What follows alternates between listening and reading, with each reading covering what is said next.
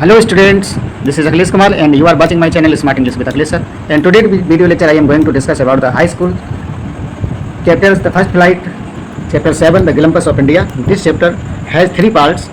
1, a baker from Goa, 2nd, Coorg, and 3rd, tea from Assam. So there are 3 parts in this chapter. You can see the Olympus of India. So let us see the first part, a baker from Goa. तो इसके अंतर्गत देखते हैं baker from Goa.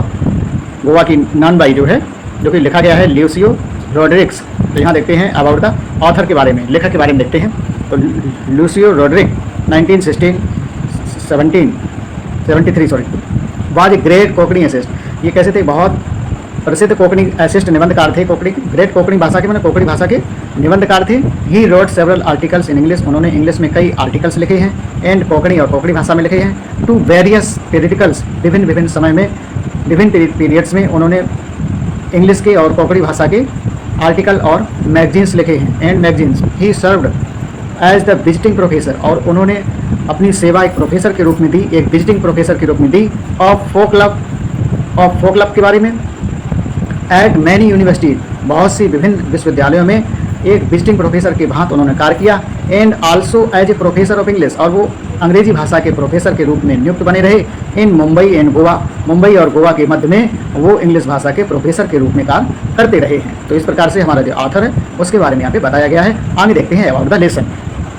तो यहाँ देखते हैं a baker from Goa, जो कि चैप्टर का नाम है, जो कि ओलंपस ऑफ इंडिया का फर्स्ट पार्ट है. रिवॉल्व्स माने घूमता है, अराउंड माने कि परिध के रूप में, चारों ओर. द रिलीवेंस में होता है प्रासंगिकता, तत्व. Of a baker in the gone culture. तो किसके बारे में, ये किसके बारे में प्रसंग दिया गया है? ऑफ ए बेकर, एक बेकर के बारे में. इन गोन कल्चर, जो कि गोन कल्चर के बारे में बताता है.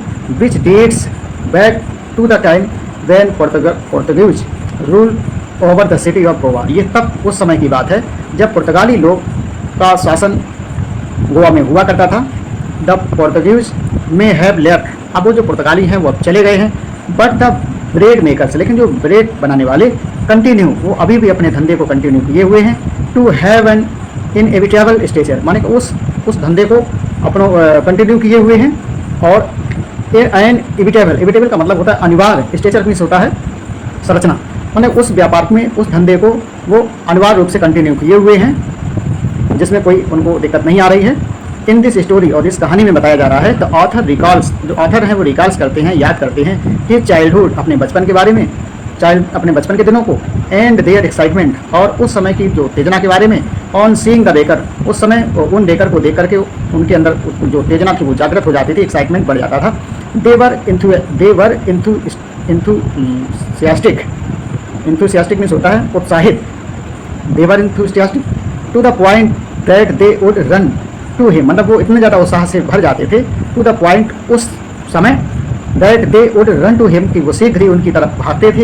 As soon as they walk up, जैसे ही उनकी आँख खुलती थी वैसे ही, और जैसे ही वो ब्रेड बेकर अब भ्रमण के लिए आता था, बेचने के लिए आता था, और जैसे ही वो अपनी बैम्बू की थर्ड की जो आवाज़ हुआ करती थी, झंझन की, उस आवाज़ को सुनकर के नरेटर की आँख खुल जाया करती थी और शीघ्र ही वो उसकी ओर दौड़ पड़ते थे. विदाउट एवन ब्रशिंग दियर टीथ, और कहने का तात्पर्य है कि वो उस सुबह इतनी जल्दी भाग जाते थे उनकी ओर, ना तो वो उस दौरान ब्रश करते थे अपने दांतों में, बिना ब्रश किए हुए, बिना मुंह धोए हुए ही शीघ्र ही उस जो ब्रेड बेचने वाला हुआ करता था उसके पास शीघ्र ही पहुंच जाया करते थे.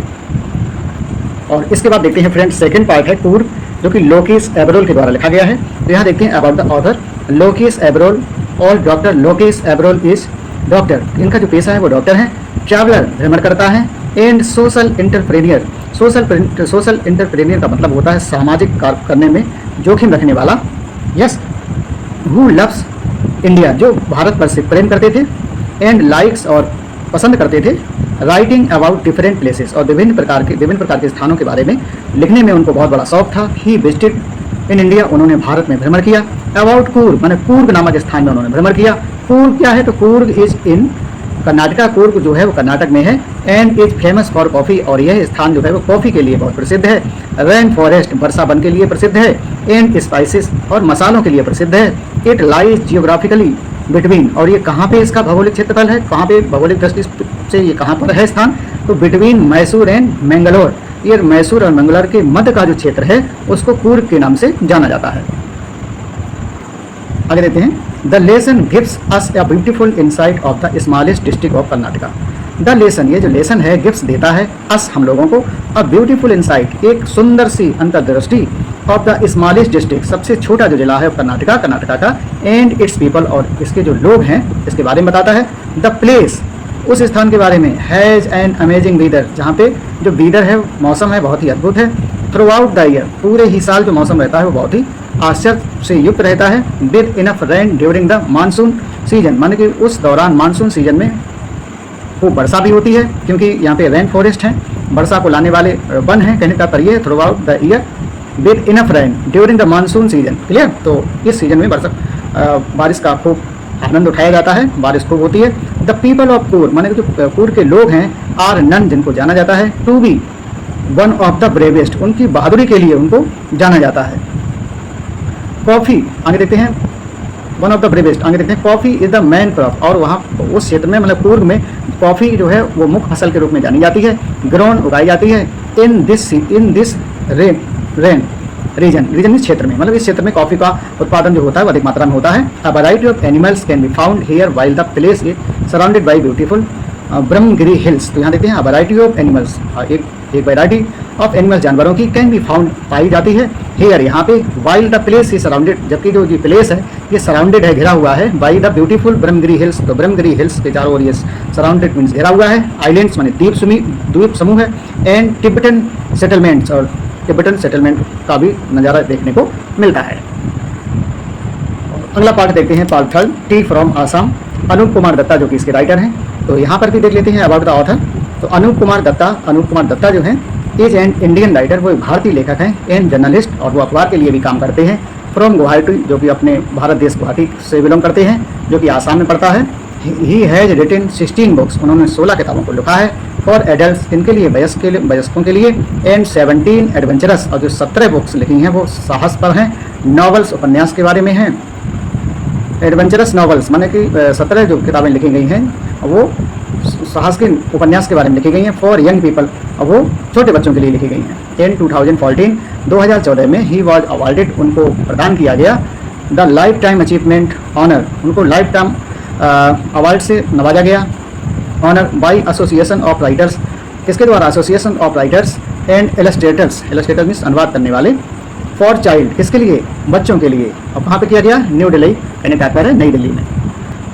आगे देखते हैं, द इंडियन चैप्टर, जो भारतीय अध्याय of the international board of, अंतर्राष्ट्रीय बोर्ड जो है, ऑफ बुक्स, किताबों का, फॉर यंग पीपल, छोटे बच्चों के लिए, young people. He has also one numerous award, उन्होंने बहुत से अवार्ड्स प्राप्त किए हैं, इंक्लूडिंग द संकल्सिस अवार्ड, जिसमें संकल्प अवार्ड भी जुड़ा हुआ है। इन 1979 में इनको प्रदान किया गया है। कॉन्फर्ड माने प्रदान किया गया है। टू मार्क, देने के लिए। The international year of the child के माध्यम से। सेकंड है मतलब ही हैज़ बीन अवार्डेड, जिनको पुरस्कृत किया गया है, प्रदान किया गया है। द सिविलियन अवार्ड को, पद्मश्री अवार्ड को, by government of India in 2018, माने कि भारत सरकार के द्वारा 2018 में इनको इन अवार्ड से नवाजा गया है, इन अवार्ड को प्रदान किया गया है।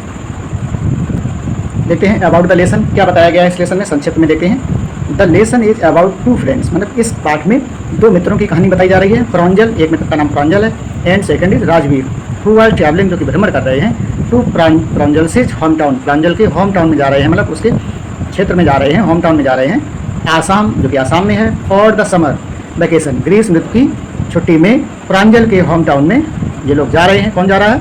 Rajveer. Assam is known as the tea country, और आसाम को जाना जाता है किसके माध्यम से, किसके द्वारा? एज द टी कंट्री, क्योंकि ये चाय टी कंट्री है, ठीक है, चाय के लिए फेमस है, कहने का तात्पर्य है। It has the largest concentration, it has the largest में सबसे बड़ा, कंसंट्रेक्शन का मतलब होता है आकर्षण, of plantation in the world, मतलब ये चाय के क्षेत्र में यह स्थान जो है वो एकाग्रता क्लियर करता है उस प्लांटेशन को देख करके। इन द वर्ल्ड मतलब कि उस चाय के क्षेत्र को बारे में। ड्यूरिंग देयर जर्नी, अपनी उस जर्नी के दौरान, दे डिस्कस, वो वर्णन करते हैं, अबाउट द वेरियस लीजेंड, विभिन्न प्रकार की दंत कथाओं के बारे में, दैट आर नन, जिनको जाना जाता है, टू हैव डिस्कवर टी, किस प्रकार से इस टी है उसको खोज किया गया है।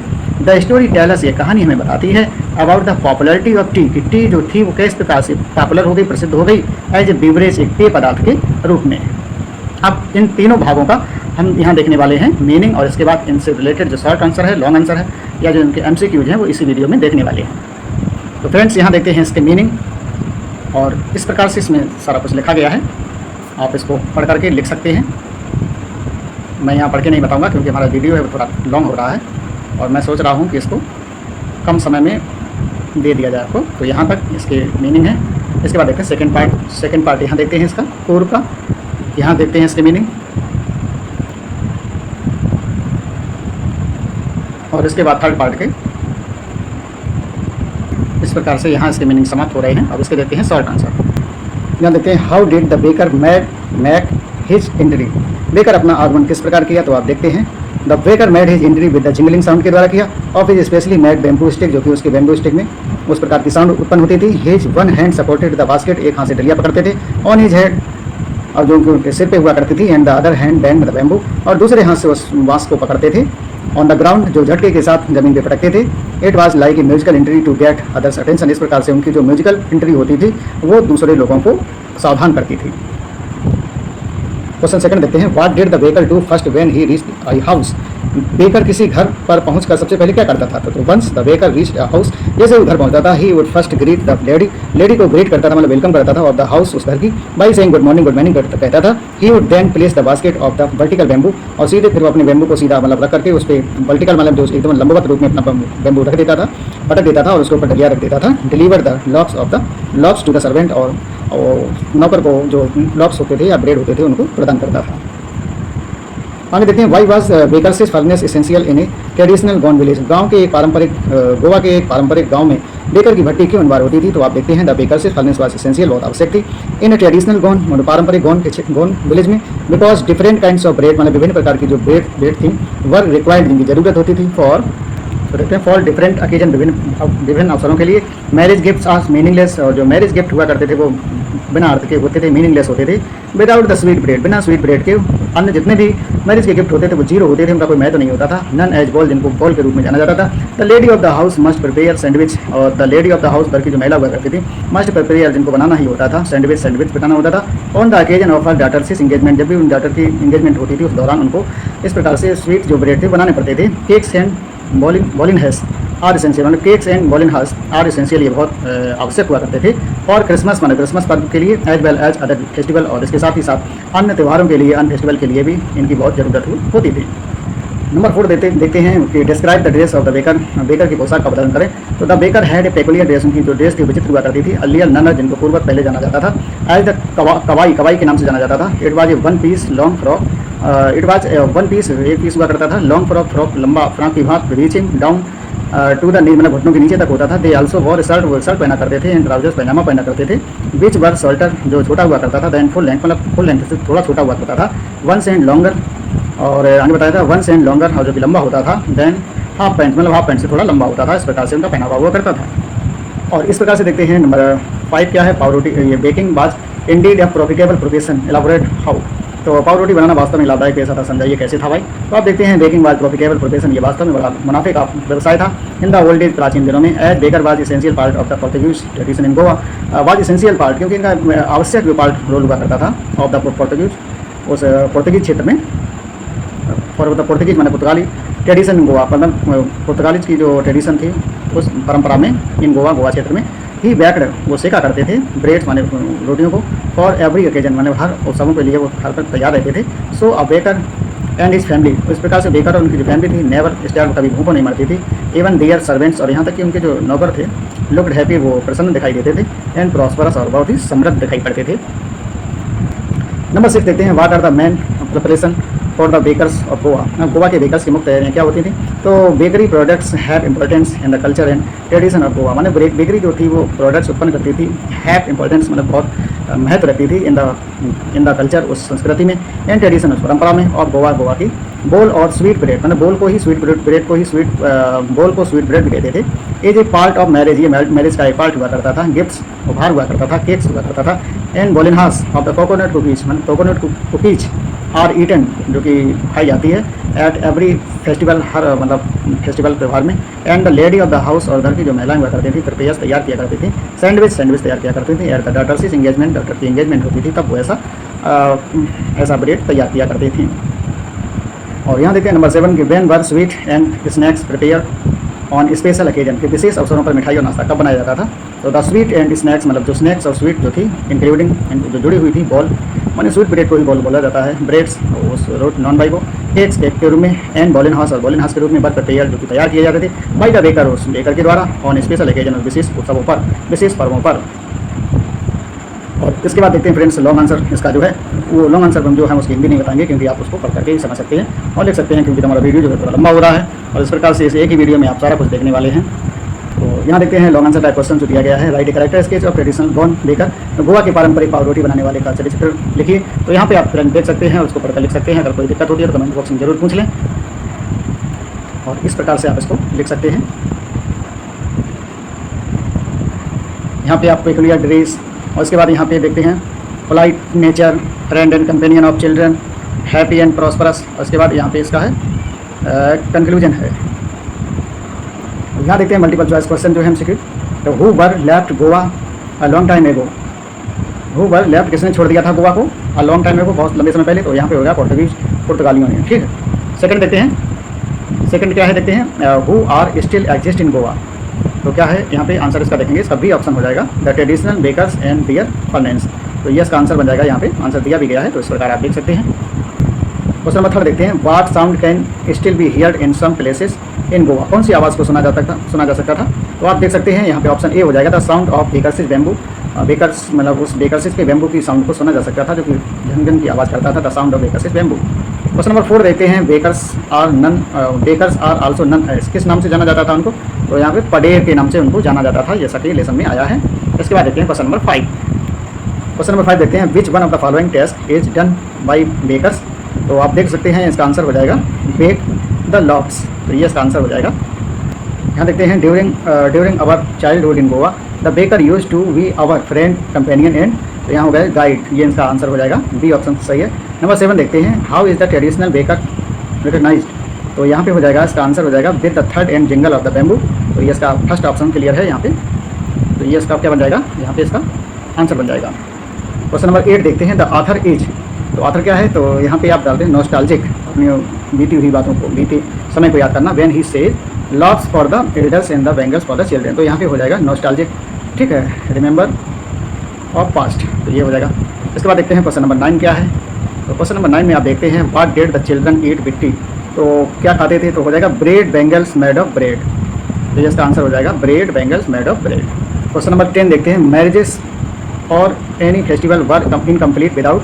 तो हो जाएगा तो स्वीट ब्रेड जिसको बोल बोला जाता है। तो ये इसका आंसर हो जाएगा। और इसके बाद देखते हैं फ्रेंड्स पूर्व की शॉर्ट आंसर और लॉन्ग आंसर एमसीक्यूज। और इसके बाद देखते हैं टी फ्रॉम आसाम। इस प्रकार से इसको एक ही वीडियो में पूरा समाप्त करने का प्रयास कर रहे हैं। तो फ्रेंड्स यहाँ पे देखते हैं शॉर्ट आंसर टाइप क्वेश्चन जो कि बहुत ही इंपॉर्टेंट क्वेश्चन है। तो यहाँ आप फर्स्ट क्वेश्चन देखते हैं और इसको समझ के लिख सकते हैं यहाँ पे। और क्योंकि वीडियो हमारा लंबा हो रहा है और मैं सोच रहा हूँ एक ही वीडियो में पूरा बन जाए तो ज़्यादा अच्छा है। इसके बाद फ्रेंड्स ये देखते हैं क्वेश्चन नंबर 5 है, बाकी के इंपॉर्टेंट नहीं थे इस वजह से मैंने इसको हटा दिया है। और इसके बाद आगे देखते हैं क्वेश्चन नंबर नेक्स्ट, इधर देखते हैं कि what is Coorg famous for, किसके लिए प्रसिद्ध है। तो ये क्वेश्चन थोड़ा इंपॉर्टेंट है।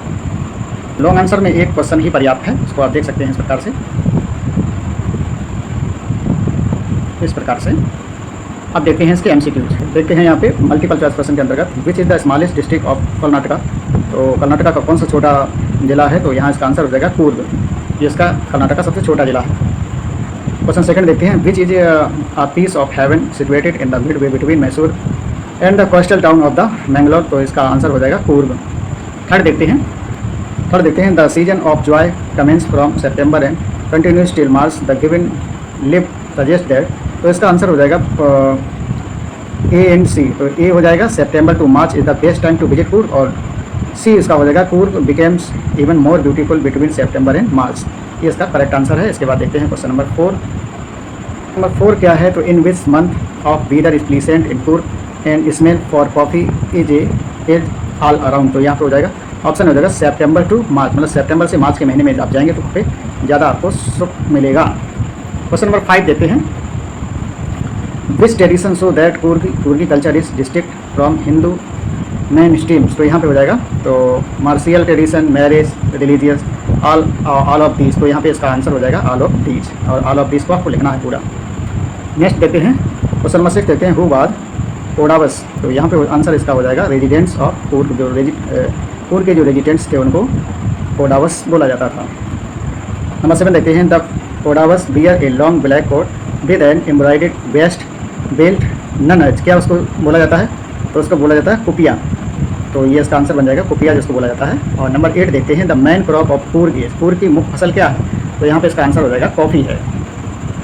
नंबर 9 देखते हैं, which kind of tales related to the people of Coorg, तो द टेल ऑफ ब्रेवरी, इसका डी ऑप्शन हो जाएगा, द टेल ऑफ ब्रेवरी जो है वो इसका आंसर हो जाएगा। नंबर 10 देखते हैं, mahseer is a large fish found in the fresh water of, तो यहाँ पे इसका आंसर हो जाएगा कावेरी नदी की बात बताई जा रही है, तो यहाँ पे इसका ये बन जाएगा। अब इसके आप थर्ड पार्ट देखते हैं।